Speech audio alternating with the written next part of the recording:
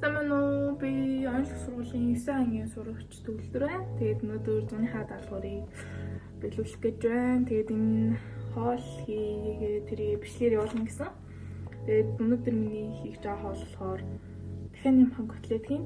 Тэгээд за хамгийн эхлээд татсан дахианы махан дээрээ сонгон сармас талах хийгээд бэлэн болгоё. За махныхаа дараа болохоор шүл саус 2-оо бэлдсэн. Тэгээд шүл нь болохоор үхрийн махны шүл 1 аяга. Тэгээд гурал болохоор 2 халбаг.